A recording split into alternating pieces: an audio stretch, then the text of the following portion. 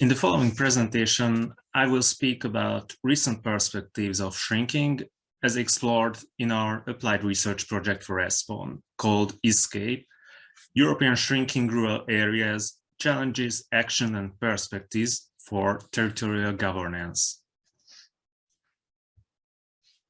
At first, I give some background of our research, what were the main interests determined the need for this project. Rural depopulation is not a new phenomenon, but recent deepening and spreading of population decline raised interest at EU level and across member states. For example, just as Teresa already mentioned, that across Europe, almost 60% of predominantly rural or intermediate NUTS-3 regions can be considered as shrinking. And it is 40% of the area of the EU and equal with 1/3 of its population. This interest is also coming from the assumption that population change reflects the overall condition and performance of rural areas. These processes also make a growing visibility of rural shrinking and increasing awareness of new opportunities associated with technological, economic and social changes, which is calling for direct tailored policy responses aiming at mitigating or adapting to shrinking. And there's also a need of identifying shrinking rural regions and getting acquainted with their challenges. Our research project aimed to support this goal and to contribute to these. But in this presentation, I will mainly focus on the latter one. Other presenters in the conference will give more insight on other aspects. For identifying shrinking rural regions, different approaches were followed during our work. We made thorough literature review by using the local knowledge of every project partner to explore main concept and theoretical approaches used in shrinking discourse, learning about the experience of shrinking and historical influences, and identifying specific regional aspects and narrative models of rural shrinking. After all, we found what is not shrinking. So population decrease in itself is definitely not equal with shrinking. As a starting point, we defined shrinking in terms of a sustained multi-generational trend, either in the recent past or the projected future, and followed the statement of Grallon. According to that, a region is shrinking is a region that is losing a significant proportion of its population over a period greater than or equal to 1 generation. Speaking about this understanding of shrinking, we made a distinction between active shrinking, driven by current migration, and legacy shrinking, caused by age structure effects. Moreover, we also found that active shrinking could be both driven by urbanization or globalization. Furthermore, we also considered that beyond this simple population shrinking, regions facing demographic decline, they could also have various economic and social challenges, which we called complex shrinking. When operationalizing shrinking and exploring European patterns of it, we try to reflect on these aspects. As understanding shrinking as sustained demographic decline in the past or the projected future, we analyzed demographic changes over a 2-generation period from 1993 to 2033 by using historical population data and projection data from Eurostat. Our classification is based on the length of the population decrease and the intensity of it. The main findings of this analysis are the intensifying process of shrinking in East Central Europe. And it was also interesting to see how future shrinking can be expected in Western Europe too. In another analysis on a structural approach to simple shrinking, our research attempted to explore information on the structural demographic component causes of simple shrinking between 2001 and 2016. What are these components? Population change have two basic components: natural change, which is the difference between the number of births and the number of deaths, and migration balance, which is the difference between the number of immigrants and immigrants. With this analysis, we intended to make a distinction between rural population, which faced population decline due to their age structure and natural decrease, which we called legacy shrinking, and those which are currently being depleted by outmigration, which we called active shrinking. European regional patterns tell that legacy shrinking is more significant in Western Europe, including Nordic and Mediterranean countries. These are the bluish colors on the map, while both active and legacy shrinking can be observed in East Central Europe. Shrinking can be mostly considered as active in the Baltic states and, for example, in Poland, as well as some East Central European peripheries. These are the reddish and brownish colors on the presented map. During our analysis, we had the assumption that there could be a significant diversity of shrinking and interregional variation at local level. To explore that, we used the historical low population dataset of Eurostat based on population census data from 1961 to 2011. Based on these, we try to identify meaningful measures focusing on chronological aspects, the extent of population loss, and on the distribution of population dynamics indices within higher territorial structures, and use these indices to locate areas which are the most vulnerable to challenges related to population decrease. The main finding of this part of our research, even we consider such aspects like the number of decades with population shrinking or total population change, is the long-term and intensive processes of demographic decline, which can be observed in East Central and Southern Europe, while dynamic urban zones, which are mostly located in Western and Central Europe, could significantly increase their population during this period of half a century. We also analyzed the diversity within NUTS3 areas, for instance, by measuring the share of population living in shrinking lows, and we identified manifold trends, severe internal inequalities within regions, and the impact of settlement structure in these tendencies.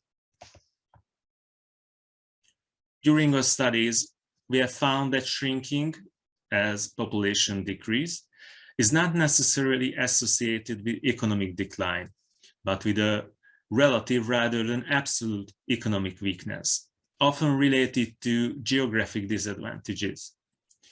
We call this phenomenon complex shrinking, which, in our understanding, is a multifaceted syndrome of decline leading to vicious cycles that tend to self-perpetuate.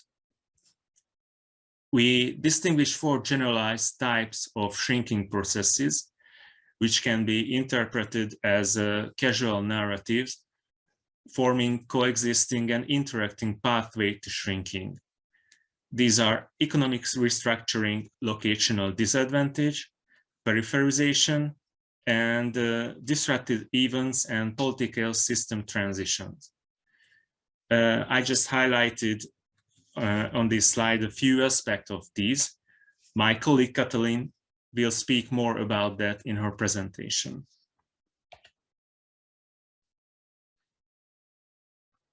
For exploring patterns of complex shrinking, we use data-driven cluster analysis to define a simplified, descriptive typology of this phenomenon. In our analysis, we attempted to embed the chronological and the structural dynamics of simple shrinking, and also make reflection on the four-dimension causal narratives of rural shrinking, with the definition and selection of variables in the analysis, which are related to these categories and subcategories. We used both cross-sectional variables with the basis year of 2016 and longitudinal indicators from 2001 to 2016. And our final set of 29 variables were entered into a Ward's linkage hierarchical clustering algorithm. We came up with alternative cluster solutions like these 2, 5, and 10 cluster solutions. The main difference between them is, of course, the detail of main driving patterns. In the case of the 2 cluster version, this is center versus periphery. In the 5 cluster solution, these are both center versus periphery and east versus west. And in the most detailed 10 cluster version, the diversity of centers and peripheries is highlighted. But in this presentation, I only present the detailed patterns of the results with 5 classes. The first group is declining due to economic disadvantage relative to national centers that fuels outmigration and is lacking a strong sector to rely on. This group consists of mainly regions from Hungary, Croatia, Bulgaria, Romania, and the Baltic region.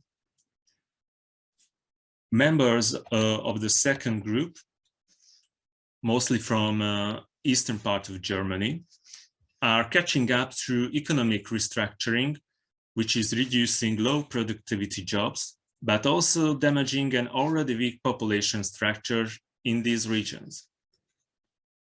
Areas within the third group, usually Polish, Romanian, and Slovakian regions, are comparatively weak at national level, but more central and relatively stronger than ones in the first cluster.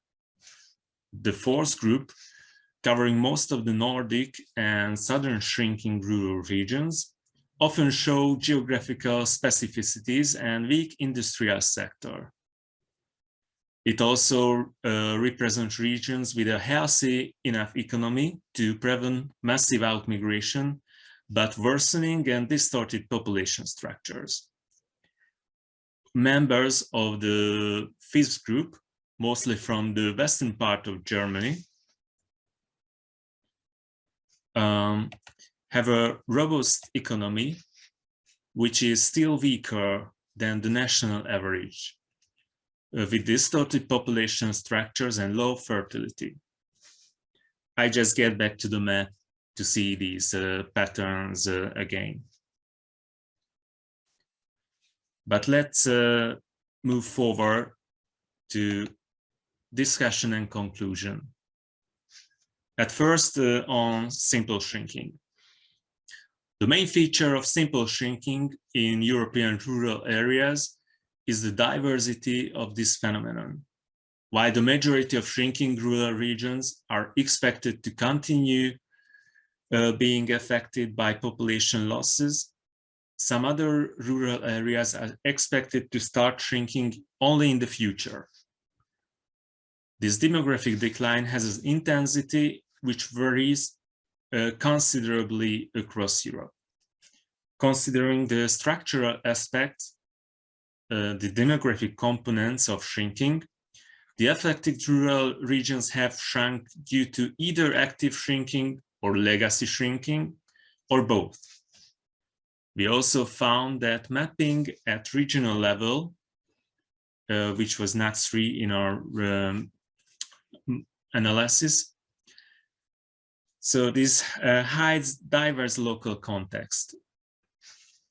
Specifically, this is related to the observation that many Nazi regions have been classified as rural or intermediate, although shrinking overall, contain more dynamic towns and villages, while other regions which are classified as growing in terms of population numbers contain enclaves of shrinking. Or exercise at low level contributed to the discussions on shrinking by bringing some evidence on this specific aspect. Or conclusions on analysis of complex shrinking in European rural regions are the following. We also underline that simple demographic shrinking is not necessarily linked to economic decline, but to relative economic weakness and geographic disadvantages such as peripherality or low accessibility. According to our analysis, the east-west and the center-periphery cleavages are at continental level are still persisting despite more than 1 decade of joint EU membership. Rural Mediterranean and Nordic regions share similar peripherization dynamics, while rural Bulgaria and the Baltic states versus Eastern Germany versus other Eastern countries present clear specificities. In these cleavages, active, migration-driven, rather than legacy shrinking, which is more related to natural causes, make the most difference.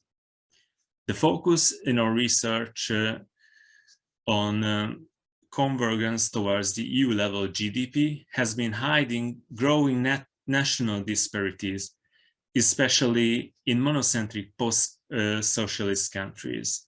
But it should be also emphasized that EU cohesion policy should account for the macro-scale dynamics underlying rural shrinking to improve the targeting of measures for mitigating or adapting to this phenomenon, since, as we found, improved accessibility as higher financial support are not enough to counteract shrinking. And in this slide of acknowledgement, I just highlight the availability of our reports, and I would like to express special thanks to Julian Grunfelder from Nordregio and Simon Piras from James Hunton Institute, whom we worked together on this part of the research project, and who were co-authored the above mentioned report. Thank you very much.